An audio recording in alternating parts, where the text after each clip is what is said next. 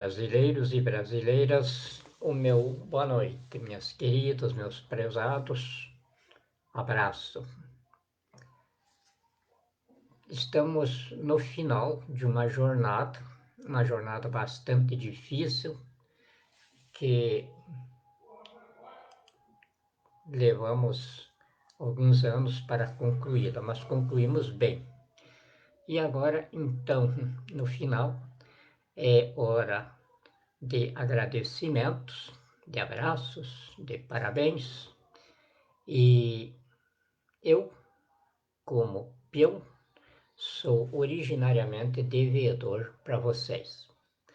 Vocês que estão comigo, que é um punhadinho de gente. São 217 milhões a massa humana do Brasil. Mas nós somos alguns aí, pouquinho, porque nos serviços de Deus, ele não usa muita gente. Nós temos o caso de Gideão, arrumou 7.000, aliás, não, 20 mil guerreiros, e aí Deus disse para ele que era muito, e reduziu a 300, e aqueles 300 foi o suficiente para ele vencer. Então, duas coisas que a gente enfrenta nos empreendimentos de Deus é pouca gente e miséria. Porque se a gente lida com dinheiro, aí Deus não se faz presente. Aí é o poder do dinheiro.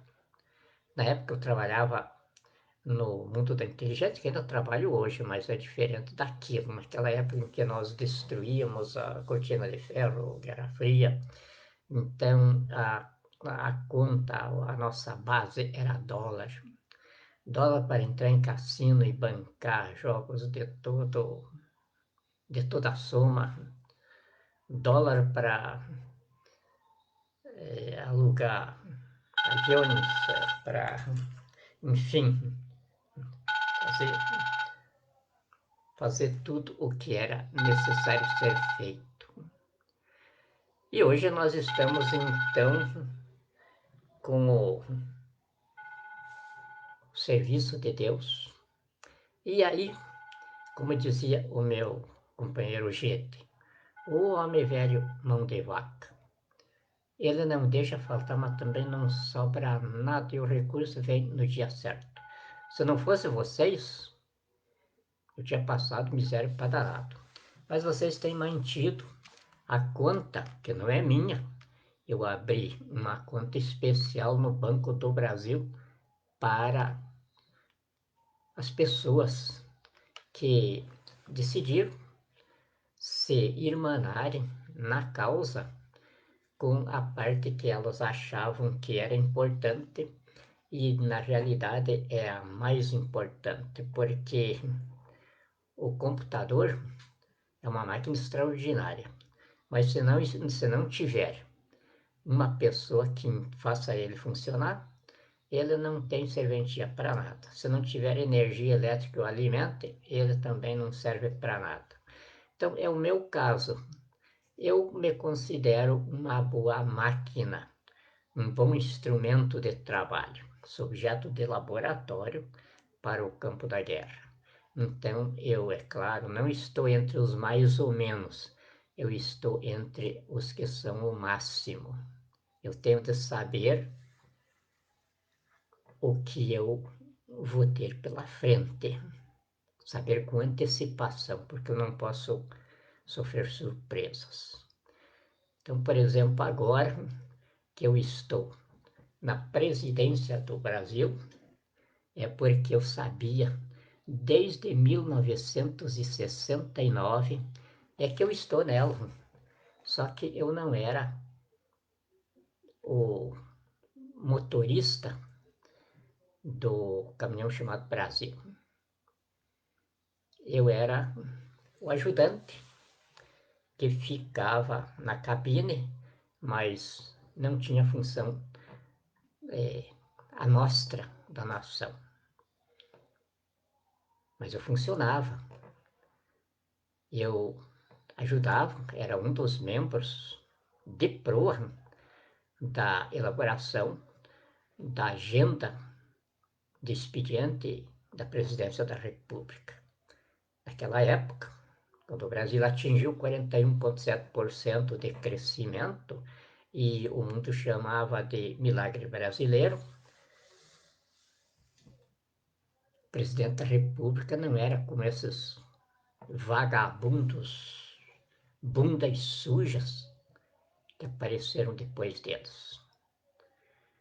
Eles tinham uma assessoria de inteligência, da qual eu participava, sob a chefia do general Golbery Couto Silva, maior estadista que eu conheci até hoje, meu grande vulgar mestre, e prova a biblioteca que ele tinha ali. Era famosa no mundo inteiro, uma das maiores bibliotecas particulares, e não era enfeite, era daquele tamanho porque ele lia. Então, ninguém pode me considerar o máximo, um gênio que surgiu. Não, eu sou o ditador mais velho da face da Terra. Estou no poder desde 69, 1969. Estamos em 2021. Nunca saí dele, porque às vezes que eu pensava sair, era buscado, tinha que trazer de volta. Agora, quem me trouxe de volta foi o saudoso e último dos meus grandes generais, que serviu, inclusive, na passagem do regime militar que diziam para a baderna que se seguiu depois.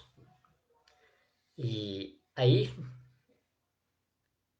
eu imaginava que era por poucos dias o serviço.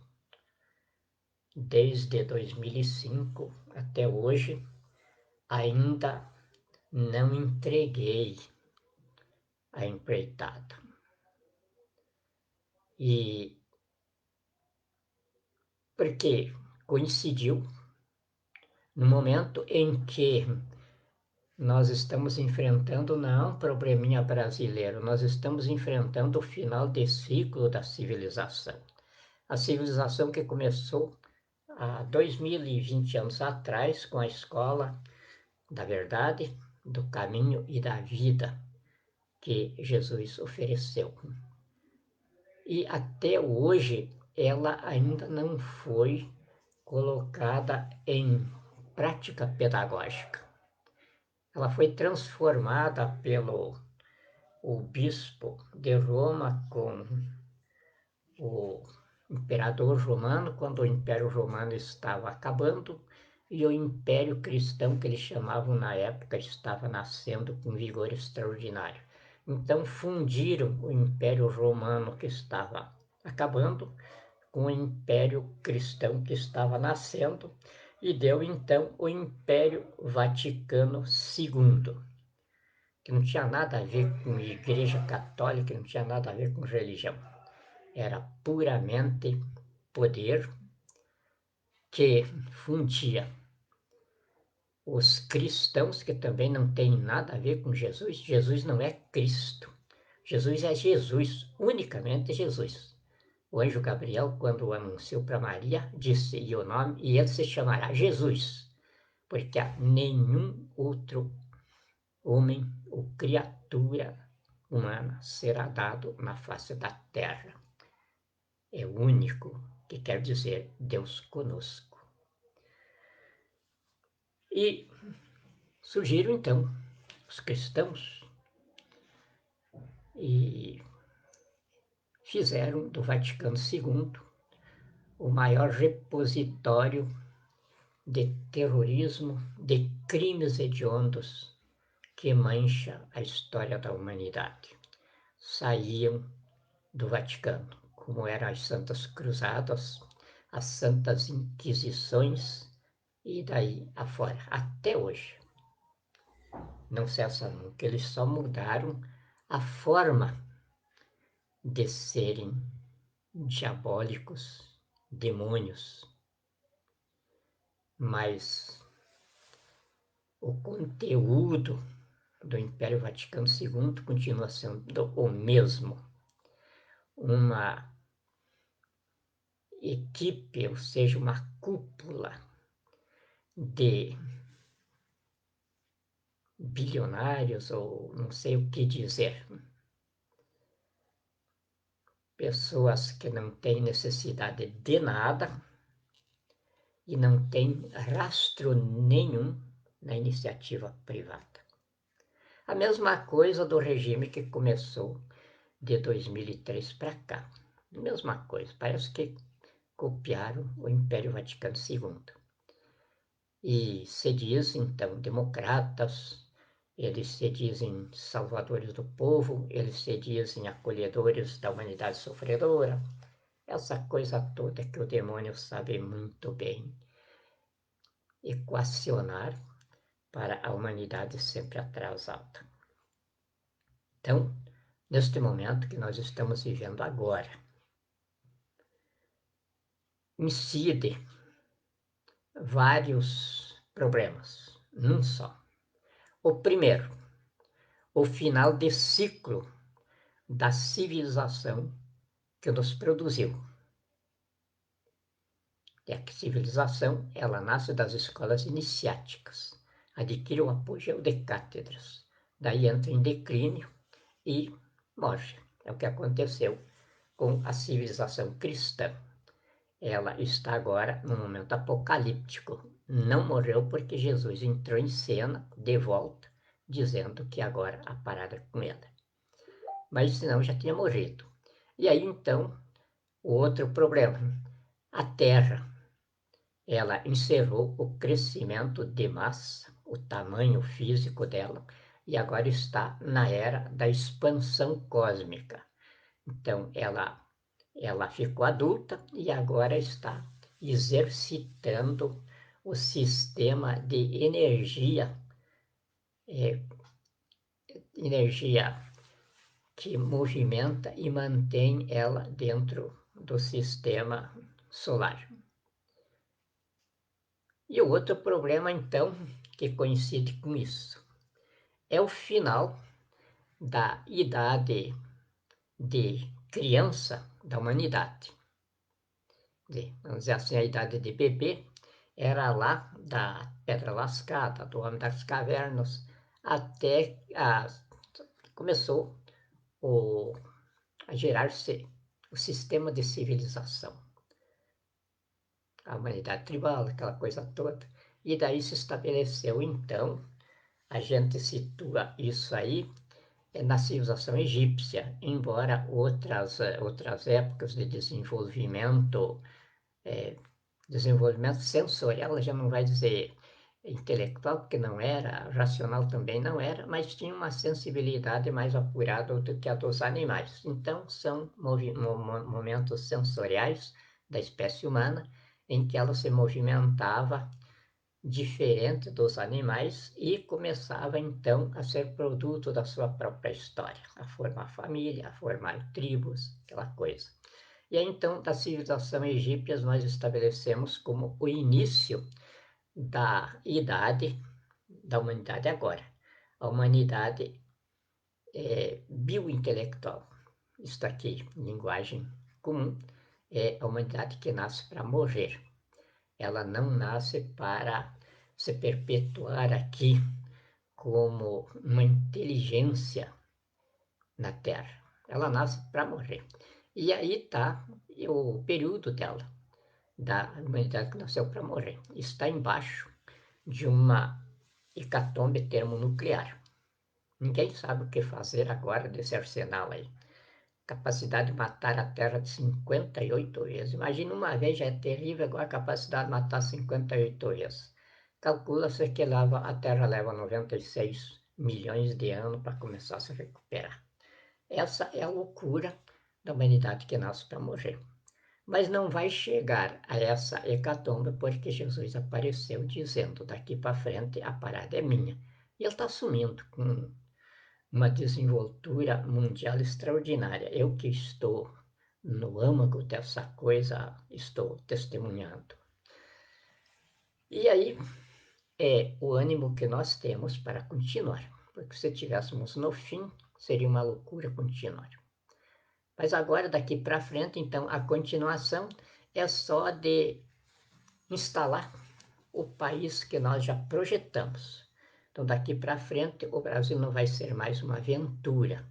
O Brasil vai ser uma construção, como quando a gente resolve construir uma casa, um edifício, então tem que fazer a planta, aí tem que calcular os materiais, tudo que vai ali, é uma série de cálculos, porque eu também sou engenheiro, sou arquiteto. Tem uma cidade no Paraná que o início dela foi quase tudo eu que projetei. Então conheço bem a coisa. E aí, essa construção agora dependeria de uma planta de engenharia muito complexa, porque essa planta de engenharia tem de se inserir dentro da engenharia da vida civilizada em todos os seus aspectos mundiais, senão ela não vinga. Então, por isso é que demorou demais para nós fazer isso, porque eu não estou, quer dizer, eu não assumi um país como os políticos aí fazem. Não são políticos, coisa não, são ladrão, vagabundos, cafajestas, assumem a presidência da República para roubar. Não existe nem presidente da República nem nada, existe um antro de bandidos ali que se aglomeram lá dentro daquele palácio ali só para roubar e para matar. Essa é a nossa verdade. E aí, eles não sabem nada do que vão fazer lá. Analisem todas as conversas de José Sarney para cá. O único momento que nós tivemos um lampejo de racionalidade foi aos 8 anos de Fernando Henrique Cardoso, porque a falecida dona Ruth Cardoso era uma extraordinária mulher. O Brasil seria outro se ela tivesse sido a presidente. Era comunista, comunista convicta, era docente da universidade, mas era uma pessoa extraordinária. Eu tive oportunidade de falar com ela sobre isso. E ela me disse o que nós na ciência já havíamos constatado. A teoria marxista no campo econômico, até agora, é a melhor que a inteligência humana produziu. Só que nós não temos o elemento humano para transformar isso em realidade. Não tinha mesmo. A teoria, a tese, na teoria, é extraordinária. É a mesma que os apóstolos de Jesus tentaram fazer no início. E quando eles aplicaram, já de imediato, já tiveram de matar um dos elementos ali, porque já tinha sonegado uma parte da venda que ele tinha feito para transformar os bens tudo em bem comum. Então, a espécie humana ainda não chegou a esse ponto. Então, mas o que eu quero colocar é isso. São 3 grandes acontecimentos incidindo num tempo só. Isso aí estava previsto nos evangelhos, o final da humanidade, dizia lá. Eles não tinham um instrumento de ciência para falar hoje mais tecnicamente como nós falamos. Então diziam o final do mundo. O final do mundo não quer dizer o final da Terra, não quer dizer o final do sistema solar, e nem mesmo o final da Via Láctea. Isso aí seria uma loucura total alguém afirmar uma coisa dessa. Quanto mais os profetas, que eram alienígenas indo aqui para ajudar no desenvolvimento da humanidade, que era Jesus saindo diretamente de Deus. Então, o que está previsto lá e que nós estamos agora nesse momento é o final do mundo. O final do mundo que fechou agora com esses 3 acontecimentos. O final de ciclo da era hermética da Terra, ou seja, do crescimento de massa dela. E o início daí da era aberta, a expansão cósmica dela para o seu leito orbital. E o final de uma idade, ou da primeira idade da humanidade. A humanidade que nascia para morrer, está acabando agora. já está vindo aí a humanidade que nasce para viver, que nós chamamos a idade biointelectual. Então, a humanidade nasce para se desenvolver da intelectualidade para a espiritualidade. Quer dizer, nesta nova fase, a humanidade vai mudar todos os conceitos que ela tem sobre Deus, sobre a criação, sobre o universo, porque a mente dela vai ficar maior. Ela vai ter um entendimento mais claro e mais profundo do meio em que ela vive. Mas para isso, precisa sair dessa loucura, precisa sair do suicídio, termo nuclear que ela armou. E então, é o caso de nós estarmos patinando depois de termos terminado todo o nosso processo de intervenção do povo no poder. Aí nós tivemos de nos irmanar nos problemas da humanidade inteira, porque nós fazemos parte disso. Nós vivemos hoje e vai ficar ainda mais estreito o momento em que os problemas de um se refletem imediatamente na vida de outro. Nós somos hoje ligados a esse sistema cibernético e ele veio para ficar porque Lobsang Rampa foi um dos que, bem atrás lá, ele já nos informou sobre isso. Quer dizer, o complexo de energia que nos dota, ela é constituída de 10 sistemas, 10 sistemas de energias que incidem em nós. Quer dizer, nós somos uma máquina movida a eletricidade e nós comunicamos através de ondas magnéticas. Então, são 10 sistemas de ondas magnéticas pelos quais nós nos movimentamos em nosso existencialismo. E aí, então, daqui para frente, quer dizer, nós já estamos lá no 6G e Lobsang Ramp diz que vai até o 10G. Imagina quando chegar o 10G, o que a humanidade não estará inventando, porque o 6G aqui já é extraordinário. No 6G aqui, daqui bem pouquinho tempo que nós estivermos com o nosso sistema montado aqui no Brasil, vocês vão deixar de ir no centro espírita e tal, porque já no 6G aqui, assim, o computador quântico, que é nosso, foi o nosso Fernando que criou ele, que fez. Quer dizer, no quântico aí vocês já vão conseguir localizar o espírito e falar com ele através do computador, através das ondas magnéticas quânticas aí. Agora imagina quando chegar lá na 7ª, na 8ª, e se nós somos dotados de 10 tipos de ondas magnéticas, é claro que nós vamos dominar todas elas. Agora nós estamos caminhando para isso. Então estamos agora na segunda idade nossa aí. Nós consideramos assim saindo da idade infantil para a adolescência, ainda não estamos chegando à idade adulta. Aí vem outra fase para frente, quem sabe se daqui 2.000 anos, ou 3.000 anos, ou quem sabe daqui 1.000 anos, não se sabe. Então, este é o nosso momento. E é por isso que nós estamos patinando agora no final. Quer dizer, chegamos na porta da casa, a casa está aberta, não tem nada que nos atrapalhe de estar funcionando dentro do Palácio do Planalto. Só o seu Jair Bolsonaro tem o último servicinho ainda para nos prestar. Ainda não prestou, mas tudo indica que dentro de poucos dias ele vai ultimar a tarefa dele ali. E aí, então, nós vamos ter de assumir o expediente dentro do Palácio do Planalto, porque aí nós não temos mais nenhum motivo para preservar ele ali. E porque também tudo que nós tínhamos de fazer com o seu Jair Messias Bolsonaro entretendo as turbas, as plateias alienadas, aí nós já aprontamos, já não tem mais nada. Agora nós estamos entrando na fase de construção da nossa civilização.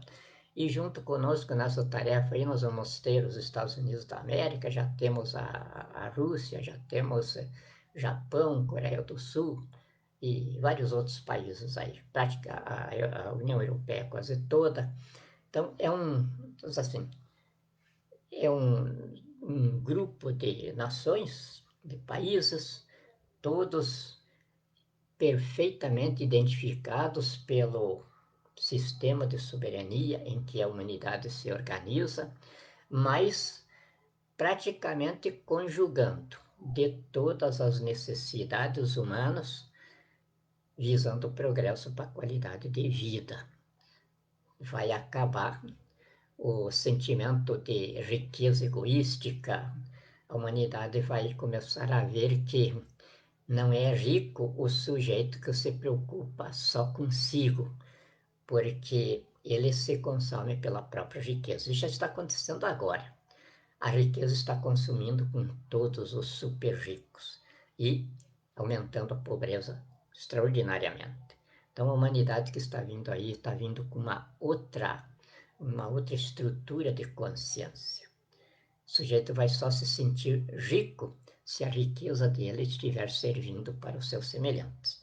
E é dentro dessas bases, dentro desses assentos que nós estamos começando a construir o nosso Brasil novo. Com o suor do rosto terás o pão. Amarás o próximo como a ti mesmo e sejas cultivador da terra. Ninguém precisa saber mais nada do que essas 3 leis que, inclusive, estão gravadas no DNA humano. A pessoa colocando isso em prática, ela fica rica, ela ama o próximo e o próximo ama ela, e a terra não fica no estado em que está. Ele cultiva a terra porque ele é produto da terra. Então ele vai ver que se ele depredar a terra, ele depreda-se a si mesmo, ele se acaba da face da terra, que é a terra que produz. Ele não vem do espaço. Ele nasce daqui como o pinheiro, como a relva, como todos os vegetais e como todas as espécies biológicas. É a Terra que produz, a Terra que é planeta vivo. E dentro da Terra, planeta vivo, Deus, o absoluto, declinado, ou seja, assim, descido em criação, está distribuído na Terra, em vida. O que é a vida que está na Terra? São os códigos genéticos de todas as espécies. Deus se distribuiu nisso, de código genético, que Allan Kardec chama de princípio primário de todas as coisas. Ele diz exatamente é isso aí.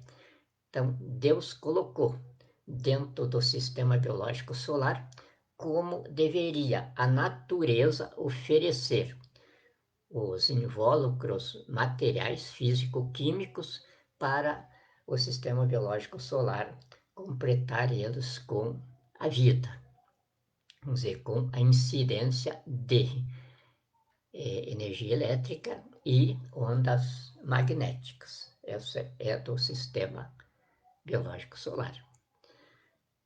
É um assunto bastante complicado, mas a gente tem que começar a ensaiar, sim. Vocês notam que eu tenho dificuldade, me embasbaco, não é por não conhecer profundamente a coisa, é buscando a melhor engenharia possível para mim me fazer entender um assunto que eu sei que é complexo demais. Mas na medida que nós for conversando, outras pessoas vão surgindo aí, vão gostando da coisa, vão transformando isso aí em campo econômico, porque não é pecado a gente cobrar por aquilo que ensina. Então vai acontecer isso e a coisa vai se expandindo, e a humanidade que está vindo aí já é de uma outra cabeça, já vai entender tudo. Eu tenho esse caso já dentro da minha própria família. Não é para me exaltar, mas as minhas filhas, todas elas, o meu filho, vão dotar de uma sensibilidade extraordinária. Meus netos, bisneto, não tem nenhuma ovelha negra na família. Todos têm um padrão. Já esse padrão de quem nasce para viver e não para morrer. Ainda hoje aconteceu um caso aí. Eu estava embasbacado, tinha terminado o trabalho, que segunda-feira eu tenho de me valer da Corregedoria Nacional de Justiça para quebrar a tranqueira que a ditadura saturnina está instalando contra a gente. Mas começou um negócio. E a minha filha me colocando uma série de subsídios. E daí, de repente, pai, você não vai usar isso aí? E mais ou menos insistindo sobre aquilo. Aí, de repente, porque quer dizer, o jeito de Deus conversar com a gente é assim. Às vezes começa um mosquito voar no nosso ouvido e a gente espanta e elevou, mas de repente aquilo é para a gente despertar para alguma coisa que estava esquecendo. É assim que Deus fala com nós. E aí a minha filha falou, papai, não vai. Mas completou o segundo dia daquilo. Não, mas não é ela. Deus está querendo que eu faça alguma coisa. E estava mesmo. Agora sim. Agora vou completar um documento, que é documento histórico. Mas eu sei que daqui 100 ou 200 anos, esse documento vai estar sendo mencionado nas universidades, nas escolas de direito. Agora ficou completo. É assim que Deus fala com a gente. Através da minha filha. E através de vocês, cada passo vocês me socorrem com alguma coisa. Para vocês parece que não é nada, mas de repente é um toque. E daí eu observo aquilo e é um grande subsídio. Por isso que eu amo vocês. Não é só pelo fato de me sustentarem aí, mas é pelo fato de vocês me subsidiarem, de vocês estarem comigo em tudo. E vocês não imaginam o quanto é bom. Isso ainda escrevi no Face há pouco aí. Se o Bolsonaro soubesse o quanto é bom é, ter pessoas se preocupando com a gente. Todo dia é isso. Como é que o senhor está? O senhor já se alimentou hoje? O senhor está bem? Isso faz bem demais. E isso acontece agora. Não foi sempre na minha vida. Eu praticamente era um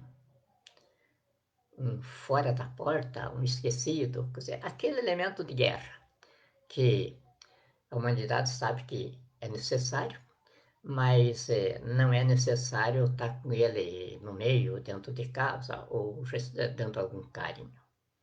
E a gente se acostuma nisso. Então, quando vem este momento, a gente não sabe como agradecer. Quer dizer, ser só peão desta nação não externa toda a gratidão que eu tenho. Preciso ser mais do que peão. Eu preciso ficar limpando os banheiros da nação, em termos simbólicos, vendo onde tem alguma coisinha para a hora que eu estou de folga, eu ir servir a nação nisso aí, por gratidão, por reconhecimento. Este, então, é o momento da nação, que a nação começa a viver em nós, esse punhado de brasileiros que empreendemos a pátria agora. Diferente desses demônios que estão no poder.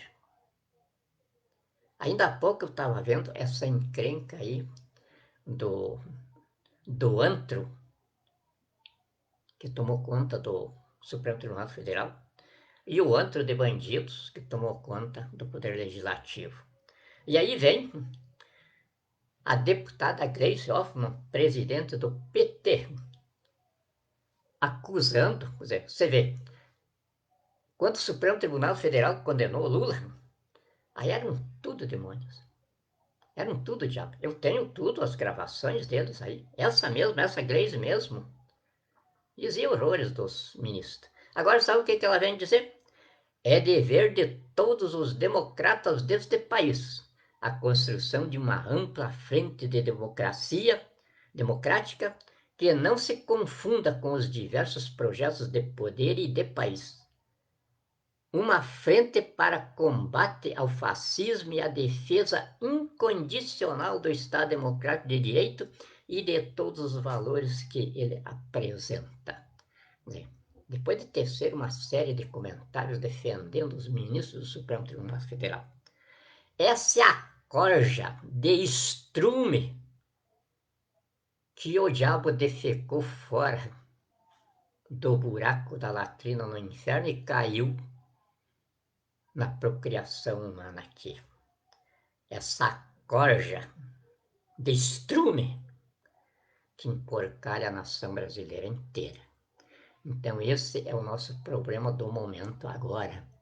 Como é que nós vamos varrer esse estrume para as latrinas do inferno de volta, sem ocasionar nenhum problema para a unidade da nação que nós precisamos, que é histórica, e é sobre essa que Deus quer alicerçar o modelo de civilização para a humanidade toda.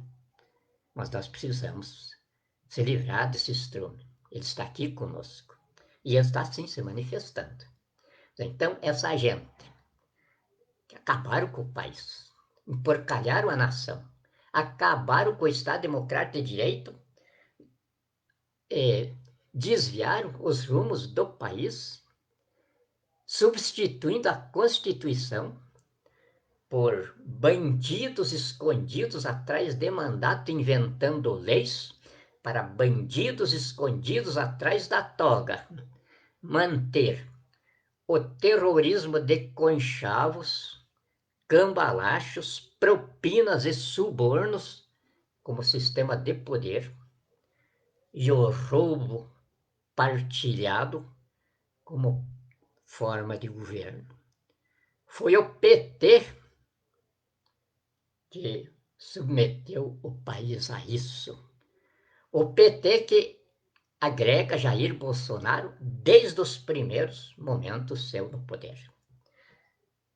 Jair Messias Bolsonaro que concluiu o projeto de poder do PT, que tinha na Pátria Grande o seu objetivo, quando fundiu o Brasil com a China nessa Pátria Grande, pelo preço de 100 bilhões de dólares. Imagine, essa gente não dá valor nenhum para a pátria que eles têm. Entregou a pátria dele para a China por 100 bilhões. 100 bilhões é o que a bandidagem consome de cartão corporativo, de roubos mais imediatos do país. E aí eles entram no poder como se estivesse numa civilização acabada. Num país pronto que não tinha mais nada o que fazer, é só administrar o que está aí. Quando não tem absolutamente nada construído, ninguém tem absolutamente nada neste país. Se você tiver hoje R$1 trilhão em um banco, e esse banco pegar fogo, amanhã você está na rua. Você é um morador de rua sem absolutamente nada. Porque esse R$1 trilhão não tem lastro de emissão. Você não tem para quem reclamar que você perdeu tudo que tinha no fogo. Agora nós vamos corrigir isso. Está vindo aí o DIN. Que se você tiver R$1 trilhão num banco e o banco pegar fogo, o teu R$1 trilhão não queima. Porque é só você colocar a prova do sinistro e que o teu dinheiro foi queimado ali. No mesmo momento, o Tesouro Nacional determina o Banco Central ao embolso do papel, porque o papel não vale absolutamente nada. O que vale é o poder de compra que ele tem em todos os quadrantes da Terra. Por causa disso, quem tiver um DIN no bolso, ele tem aquele DIN em patrimônio do lastro de emissão. E esse lastro de emissão que eu coloquei no Tesouro Nacional é de 985 trilhões de dólares, tirado de um lastro de riquezas infungíveis de dentro dos nossos 8 milhões de quilômetros quadrados de território, de 1 quatrilhão e 200 trilhões de dólares. Isso não é cálculo aleatório. Os satélites que levantam isso aí conseguem penetrar até 174 metros abaixo das placas tectônicas. Então, como vocês veem, é uma conversa absolutamente nova. Tem de ser estranha. E vocês têm de se espantar. Em 520 anos de história, é a primeira vez que um velhinho vem a público. Quando todos os mais jovens do que eu estão aí conformados de que são terceira idade e já não servem mais para nada. Eu vou trazer todos eles à ativa, porque eu acredito piamente que nós estamos cumprindo a profecia de Joel. Naqueles dias da nova idade da terra, diz Deus, instruirei toda a humanidade. Os seus filhos nascerão sábios, os seus jovens o revelarão, e em seus velhos lhe abrirei caminho. Então essa velharada vai vir toda para o governo, sendo bem compensados. Porque eu aprendi isso na escola, no laboratório, quando estavam fabricando a gente. O professor lá, lembro dele porque era muito piadista, professor Arnaldo. Ele dizia: o diabo não é o mais astuto por ser o diabo, mas é porque é o mais velho da criação. Então isso quer dizer, nós os velhos fomos colocados na profecia como o arremate do conhecimento humano, onde cessa o conhecimento e começa então a vida a seguir para frente pela experiência, a experiência dos velhos, que está lá como ordem no Pentateuco.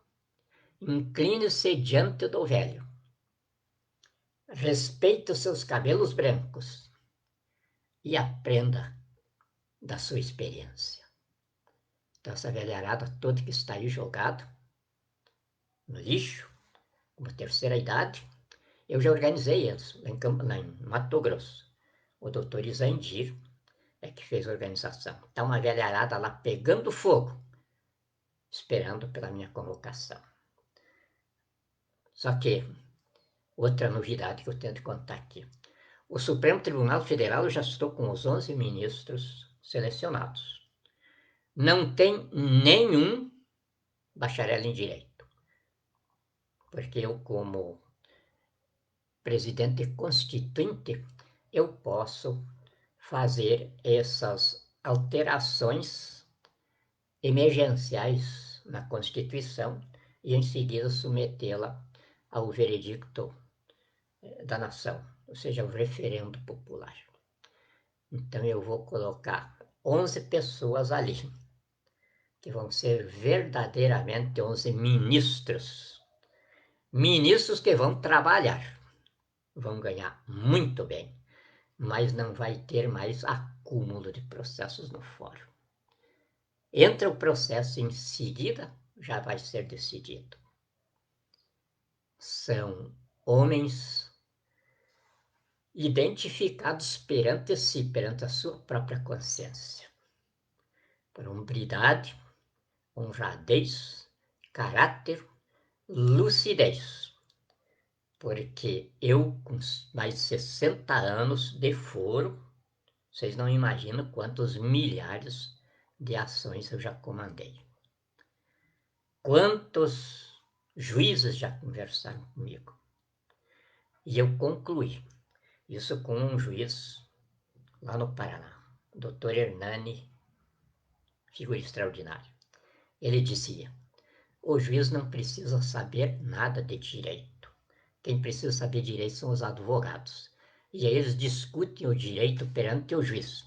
O juiz só precisa ter sensibilidade para saber qual das duas partes está mentindo, para da discussão de direito, comandado pelos advogados, ele tirar o embasamento de mérito para a decisão. Se ele estivesse vivo, é claro que ele seria um dos baluartes da Corte Constituinte do Supremo Tribunal Federal, guardadora da Constituição. não são guardiões da Constituição, são guardadores da Constituição. E aí nós não estávamos vivendo esse constrangimento de ter 11 ministros do Supremo Tribunal Federal com prisão decretada.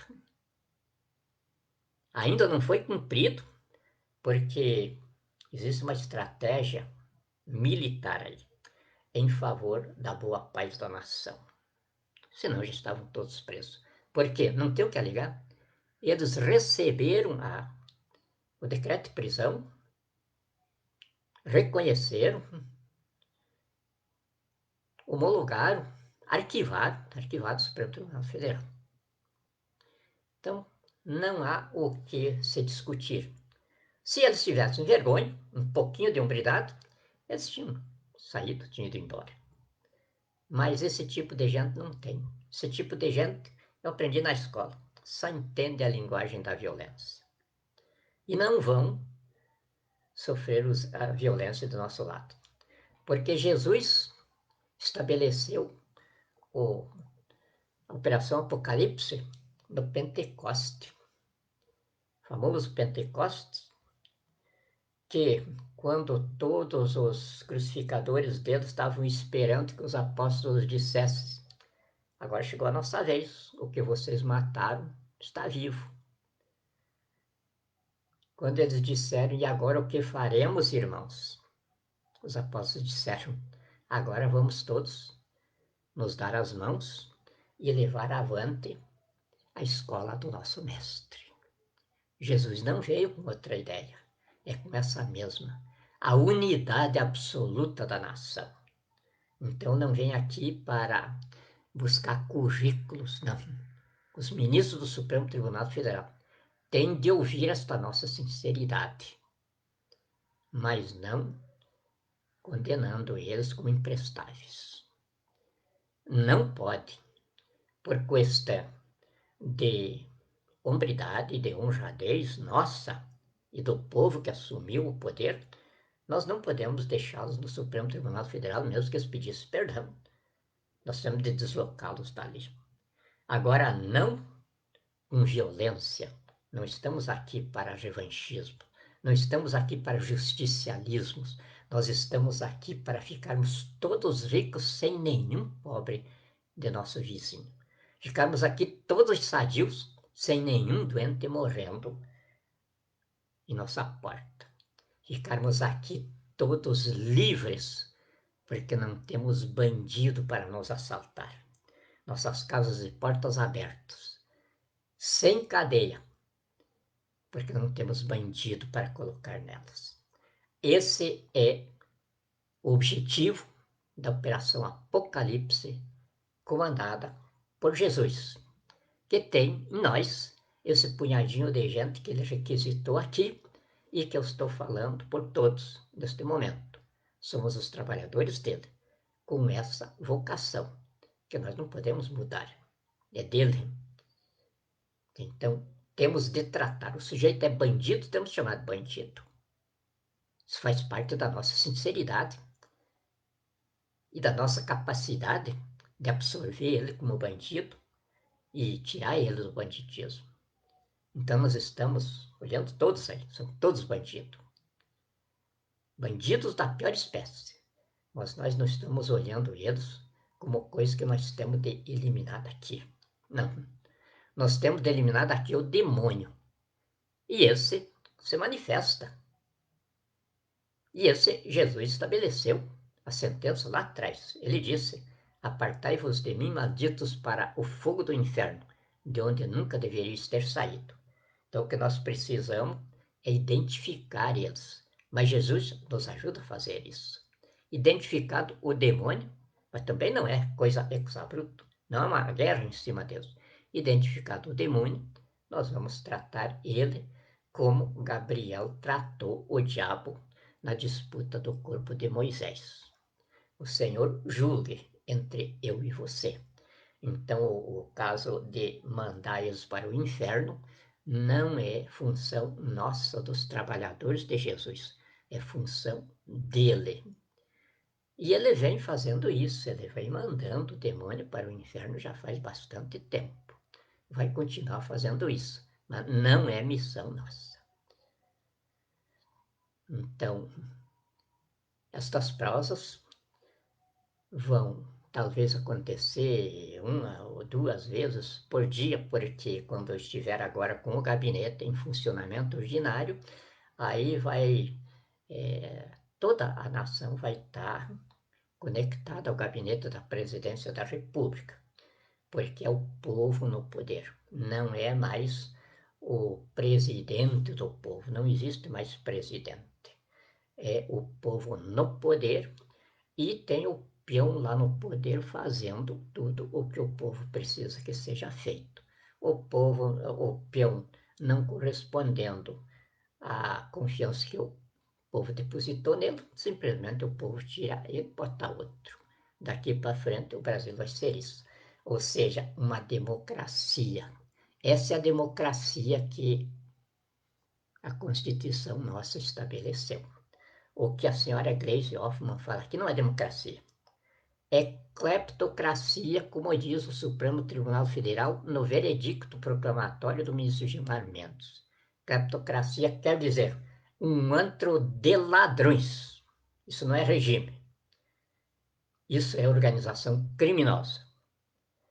Dito também por ele mesmo.